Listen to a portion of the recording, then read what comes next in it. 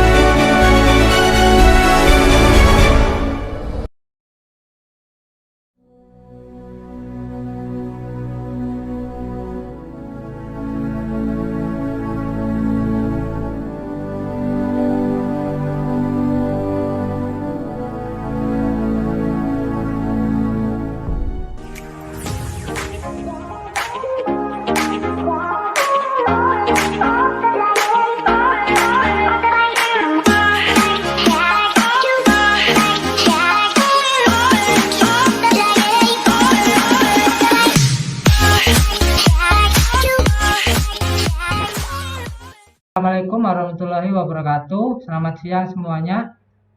Waalaikumsalam. Waalaikumsalam warahmatullahi wabarakatuh. Bagaimana kabarnya hari ini? Semoga semua diberikan kesehatan di masa-masa pandemi sekarang ini. Bertemu lagi bersama saya di pelajaran PPKN dan pada pertemuan kali ini kita akan mempelajari tentang perlindungan dan penegakan hukum yang ada di Indonesia. Sebelumnya saya akan share screen terlebih dahulu.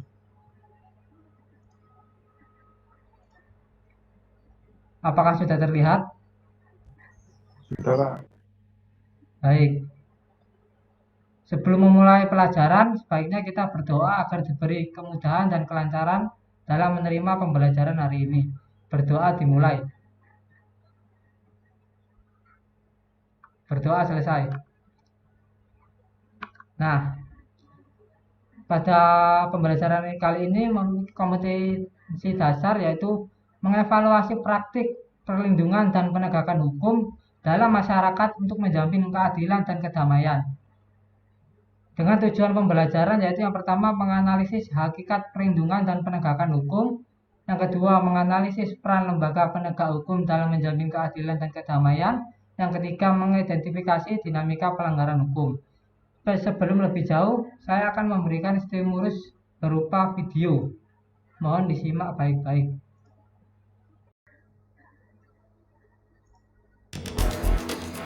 Masalah penegakan hukum di Indonesia.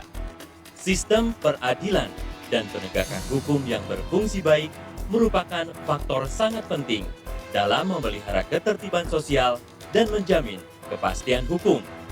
Pada akhirnya, hal ini berdampak pada pertumbuhan ekonomi dan terciptanya lingkungan yang kondusif untuk memajukan, memberi perlindungan, dan pemenuhan hak-hak dasar warga negara. Namun begitu, upaya perbaikan masih menjadi tantangan dan menjamin kepastian hukum. Pada akhirnya, hal ini berdampak pada pertumbuhan ekonomi dan terciptanya lingkungan yang kondusif untuk memajukan, memberi perlindungan, dan pemenuhan hak-hak dasar warga negara. Namun begitu, upaya perbaikan masih menjadi tantangan. Sebentar, lupa.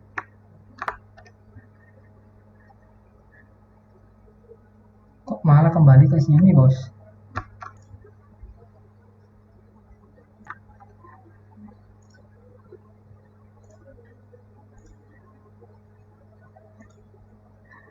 Dan penegakan hukum yang berfungsi baik merupakan faktor sangat penting dalam memelihara ketertiban sosial dan menjamin kepastian hukum.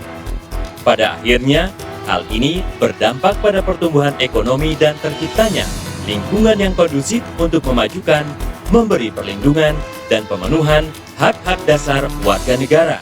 Namun begitu, upaya perbaikan masih menjadi tantangan besar. Selama ini, sistem peradilan dan penegakan hukum di Indonesia justru dipersepsikan tidak memberikan rasa aman dan penyelesaian yang adil. Bahkan, masyarakat menganggap penegakan hukum berjalan lambat, berbelit-belit, dan sulit untuk diakses. Dalam laporan Bank Dunia antara 2004 hingga 2008, reformasi di bidang hukum dan keadilan di Indonesia juga dinilai berjalan lambat, serta tidak memberikan jaminan pemenuhan hak dan keadilan bagi masyarakat. Penegakan hukum yang lemah menyebabkan peningkatan ketidakpastian hukum, terutama bagi kelompok miskin. Ia juga menyebabkan peningkatan sengketa, baik kualitas maupun kuantitas, akibat tidak jelasnya hak milik dan penyelesaian yang adil, serta akuntabilitas pemerintah yang rendah. Bahkan, korupsi semakin marak dan terjadi di hampir semua sektor, termasuk dalam program pembangunan untuk penanggulangan kemiskinan.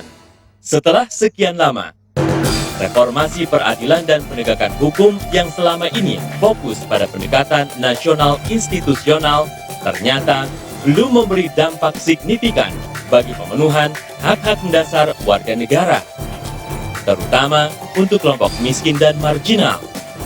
Maka, seiring semangat untuk keluar dari stagnansi dan mengingat adanya kebutuhan akan pendekatan lain dalam reformasi hukum dan keadilan, juga melihat peluang desentralisasi dan kebutuhan penanganan berbagai persoalan hukum serta korupsi dalam program-program pembangunan berbasis pemberdayaan masyarakat. Dalam satu dekade terakhir, mulai dipertimbangkan pendekatan dan upaya reformasi hukum dan peradilan berbasis pemenuhan hak warga. Isu hukum dan keadilan lebih dilihat dari kacamata masyarakat pencari keadilan, tidak semata-mata pada lembaga penyedia layanan hukum dan keadilan. Untuk itulah, Justice for the Poor lahir. Nah, kita lanjut ke slide. Nah, apa yang kalian ketahui tentang hukum? Coba Mas Alvin. Mas Alvin. Iya, Pak. Menurut saya hukum adalah suatu elemen yang dimana di dalamnya itu mengatur supaya kehidupan masyarakat itu bisa terjalin dengan aman, tentram dan bahagia, Pak. Mungkin seperti itu, Pak. Ya, benar. Benar sekali. Hukum menurut KBBI itu merupakan undang-undang, peraturan, dan sebagainya untuk mengatur pergaulan hidup masyarakat. Hukum diciptakan untuk menciptakannya keadilan, hukum yang adil masyarakat, serta pengadilan. Hukum sendiri sudah dijelaskan pada pasal 1 ayat 3 yang berbunyi Indonesia merupakan negara hukum. Nah, apa yang terjadi jika di keluarga tidak ada aturan, di sekolah tidak ada tertib, masyarakat tidak ada norma, di negara tidak ada UU, dan negara tanpa hukum? Mau jadi apa negeri ini kalau tidak ada hukum di dalam negara itu? Maka dari itu perlu adanya diupayakan proses perlindungan dan penegakan hukum yang akan kita pelajari hari ini. Hakikat perlindungan dan penegakan hukum. Perlindungan hukum menurut Andi Hamzah merupakan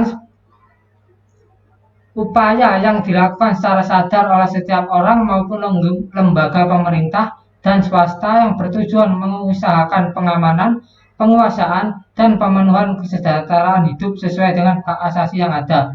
Sedangkan menurut Simanjuntak, perlindungan hukum sebagai segala upaya pemerintah untuk menjamin adanya kepastian hukum serta memberi perlindungan kepada warganya agar hak-haknya sebagai seorang warga negara tidak dilanggar, dan bagi yang melanggarnya akan dapat dikenai sanksi sesuai peraturan yang berlaku. Terdapat 4 unsur perlindungan hukum. Yang pertama adalah adanya jaminan kepastian hukum. Yang kedua, berkaitan dengan hak-hak warga negara. Yang ketiga, adanya sanksi hukuman bagi pelanggar. Dan yang terakhir, adanya perlindungan dari pemerintah. Penegakan hukum sendiri adalah suatu upaya efektif untuk menjalankan fungsi untuk melindungi kepentingan manusia apabila ditegakkan. Dengan kata lain, perlindungan hukum dapat terwujud apabila proses penegakan hukum dilaksanakan. Proses penegakan hukum merupakan salah satu upaya untuk menjadikan hukum sebagai pedoman dalam setiap perilaku masyarakat maupun aparat ataupun lembaga penegak hukum. Penegakan hukum merupakan syarat terwujudnya perlindungan hukum. Sampai sini apakah bisa dipahami atau ada yang ditanyakan? Paham, Pak. Oke, saya lanjutkan.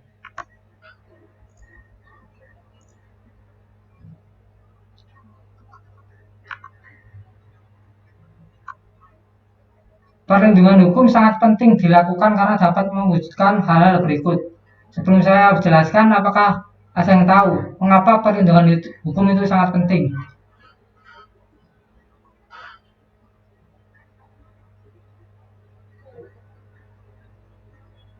Apakah tidak ada yang tahu mengapa perlindungan hukum itu sangat penting? Melindungi hak asasi manusia. Ya, benar. Ada lagi?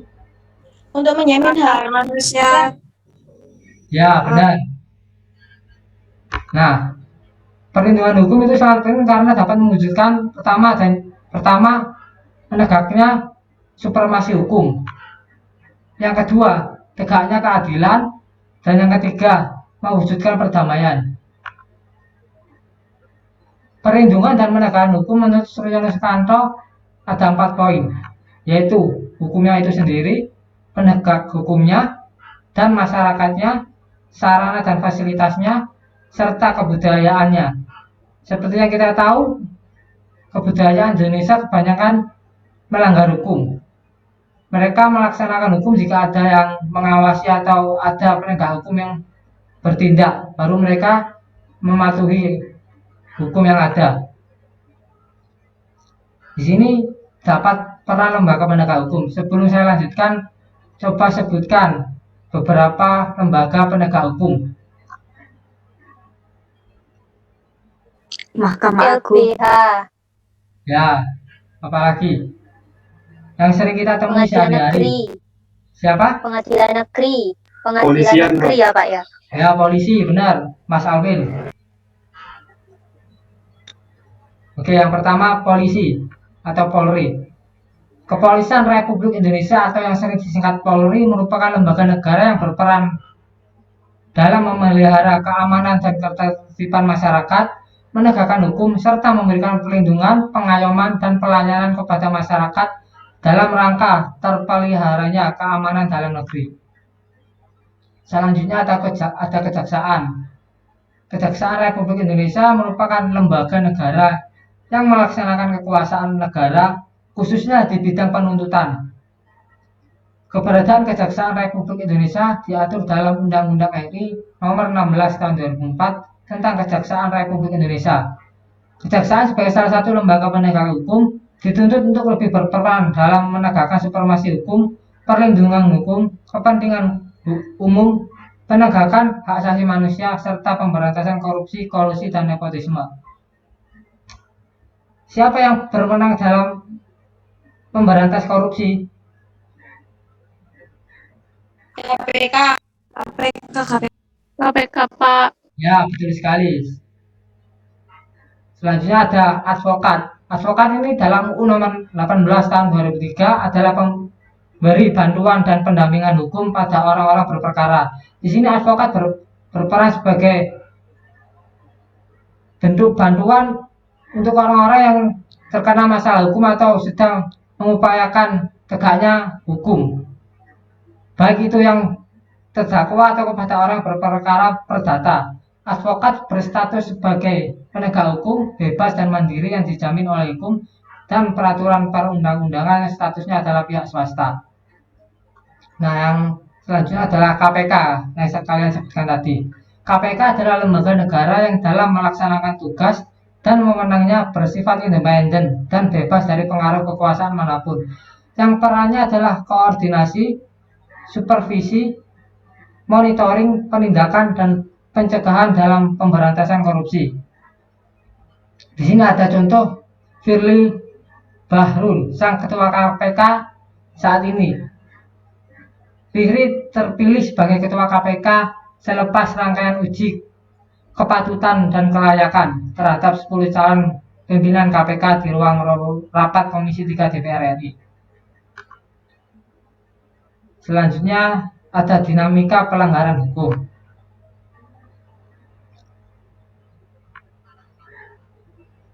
Pelanggaran hukum disebut juga perbuatan melawan hukum, yaitu tindakan seseorang yang tidak sesuai atau bertentangan dengan aturan-aturan yang berlaku.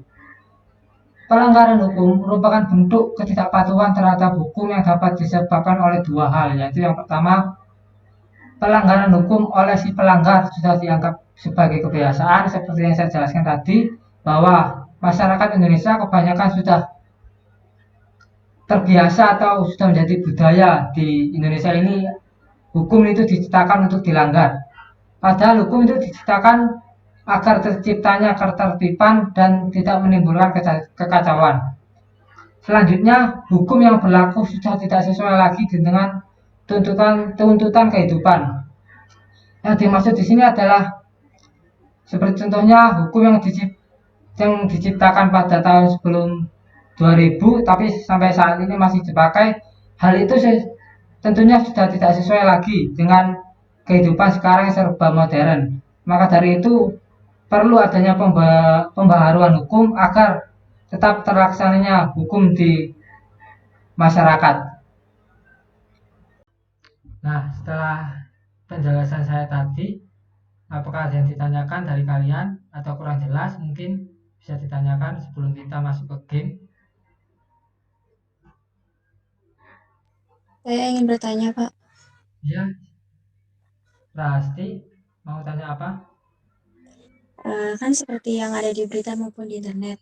Jadi beberapa oknum lembaga hukum yang ada yang menyulitkan para pelapor atau korbannya, berlaku tidak adil, dan masih banyak hal lainnya yang menyebabkan hilangnya kepercayaan masyarakat terhadap hukum. Yang jadi pertanyaan saya, bagaimana cara mengembalikan kepercayaan masyarakat terhadap hukum yang ada? Terima kasih, Pak. Ya, pertanyaan sangat bagus. Nah, seperti yang kita ketahui bahwa akhir-akhir ini itu banyak orang yang dipersulit atau dipermainkan oleh lembaga-lembaga penegak hukum, ataupun bisa dibilang harus membayar untuk melakukan atau melapor.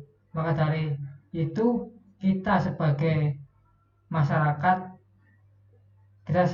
sendiri, bagaimana cara mengembalikan kepercayaan itu, yaitu dengan cara kita memberikan solusi ataupun kritik terhadap lembaga-lembaga hukum yang bersangkutan. Sebaliknya, bagi lembaga hukum, agar kita sebagai masyarakat kembali percaya kepada mereka sebagai lembaga penegak hukum, maka mereka harus memberikan suatu pelayanan sesuai dengan SOP atau apa yang telah ditetapkan undang-undang.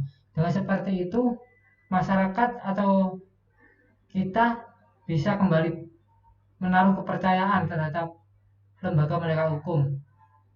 Menurut saya seperti itu. Apakah kurang jelas? Apa bisa dipahami, Mbak Rasti? Bisa, Pak. Terima kasih atas jawabannya. Ya. Apakah yang lain ada pertanyaan? Kalau tidak ada, kita lanjut ke game saja ya.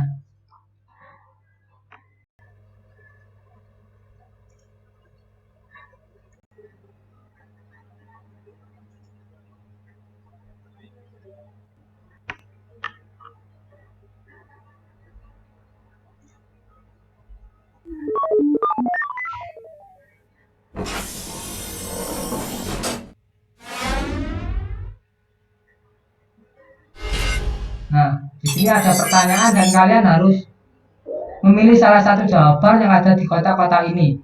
Saya pertama menuju Mbak Mbak Firda, di bawah Mbak Firda, apakah terdengar Iya, suara saya? Pak. Oke, saya bacakan Iya, pertanyaannya iya. ya. Di bawah ini yang merupakan contoh tindakan pelanggaran keamanan umum bagi orang atau barang dan kesehatan adalah jawabannya yang gimana? Memberi atau menerima dari seorang terpidana suatu barang, tidak menjaga orang gila yang berbahaya bagi dirinya sendiri maupun orang lain, menyanyikan lagu-lagu yang melanggar kesusilaan, memakai gelar tanda kehormatan atau pangkat dari asing tanpa izin presiden, atau mabuk di sarana umum. Yang mana? Mabuk, Pak. Mabuk di jalan umum. Oke, kita coba ke sana.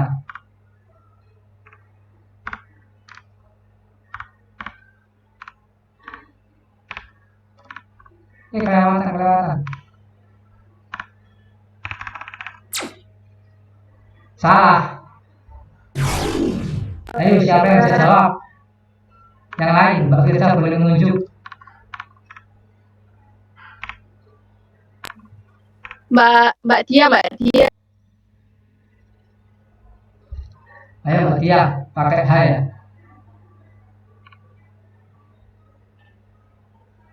Iya, Pak, yang pakai H. Ya, ayo Mbak Tia, yang mana? Bentar, Pak.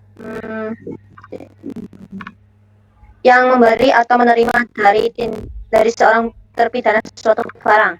Oke, kita coba.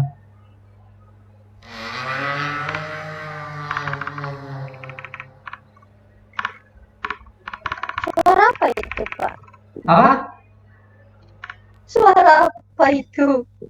Suara keyboard.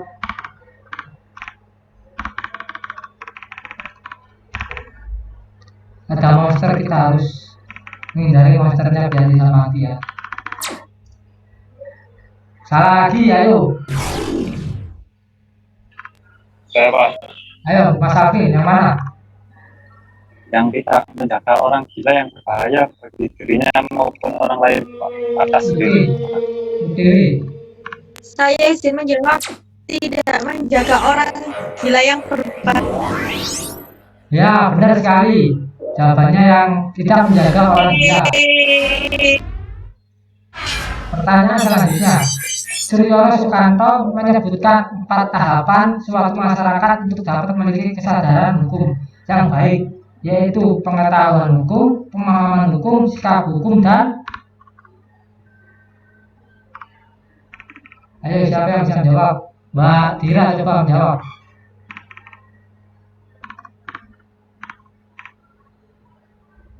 Oh, tidak ada orangnya. Oke, ganti. Mas Armin. Saya Ya, sanksi hukum. Oke, sanksi hukum. Salah. Ya, game over.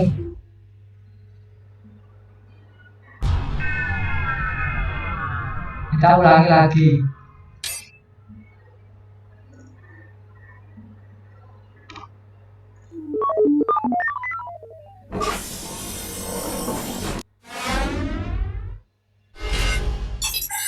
Hukum yang mengatur hubungan hukum antara orang satu dan orang lain dengan menitik beratkan kepada kepentingan perseorangan disebut hukum. Ini gampang sekali. Siapa yang bisa jawab?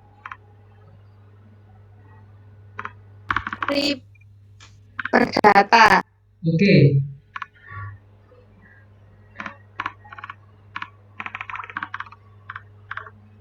Waduh, nggak bisa jalan ini.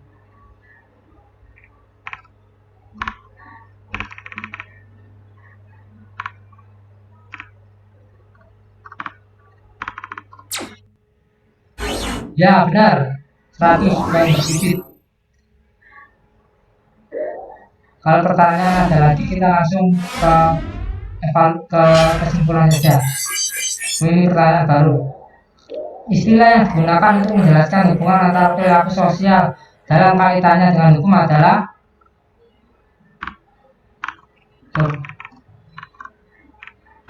kesadaran hukum, sikap hukum, ilmu hukum, norma hukum, mati. Ada master. Oke, coba kesadaran hukum.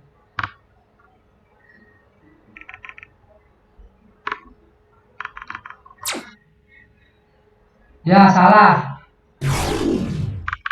Ayo, apa? Norma. Norma. Lagi.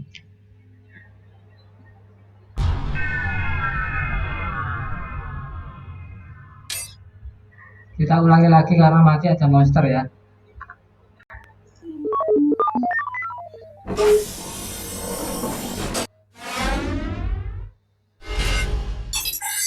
Oke, normal. Jadi norma hukum ya.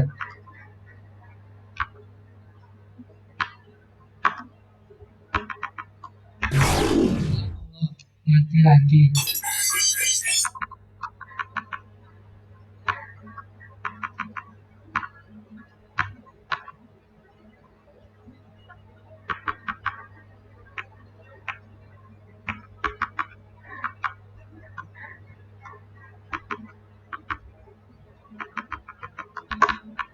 Itu malah secara hukum. Secara hukum salah tadi sudah. Norma hukum salah. Siapa yang bisa menjawab benar? Oh, tinggal satu ya. Budaya hukum, Pak. Budaya hukum. Oke. Budaya hukum. Ya, yang benar adalah budaya hukum karena ini sudah waktu. Kita lanjutkan permainan di pertemuan berikutnya. Kita kembali.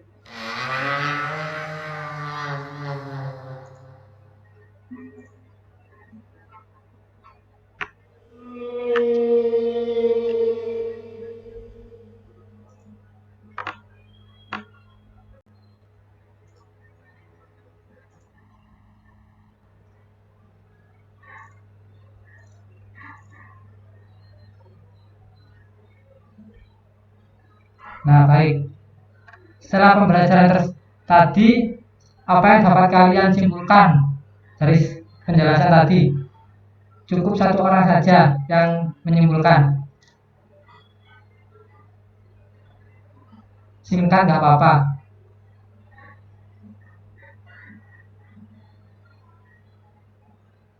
Mas Alvin mungkin bisa menyimpulkan mengenai pembelajaran tadi. Oh iya Pak, siap. Kesimpulannya adalah kita harus sama-sama menjaga ketertiban Pak, supaya kita bisa terhindar dari hukum dan sama-sama bisa hidup tentram, aman dan damai.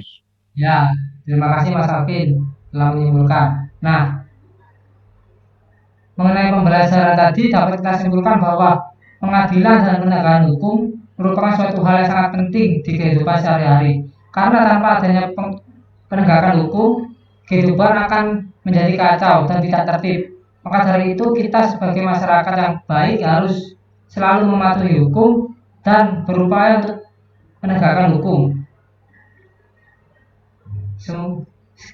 Menurut saya seperti itu. Apakah ada ditanyakan sebelum saya akhiri pembelajaran hari ini? Tidak ada Pak. Baik. Maka dari itu saya akhiri, semoga pembelajaran hari ini bermanfaat bagi kalian dan ilmu-ilmu yang saya sampaikan dapat diterapkan dalam kehidupan sehari-hari. Tetap jaga kesehatan, jangan lupa memakai masker dan mematuhi protokol kesehatan karena kita memasuki PPKM lagi, dan habis ini kita liburan semester, kita baiknya di rumah saja karena ada PPKM.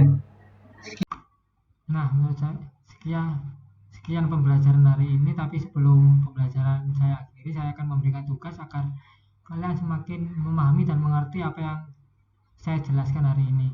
Nah, tugasnya adalah, mohon dicatat biar tidak lupa ya. Yang pertama, poin pertama, kalian mencari dan menjelaskan penegakan dan pelanggaran hukum yang ada di lingkungan keluarga, lingkungan sekolah, dan lingkungan masyarakat. Masing-masing poin minimal 2 contoh ya, dan dibentuk dan dibuat di dalam tabel. Dikumpulkan pada pertemuan terakhir minggu depan Saya harap kalian semua mengerjakan dengan baik dan tidak ada yang tidak mengerjakan. Cukup itu saja yang dapat saya berikan. Wassalamualaikum warahmatullahi wabarakatuh.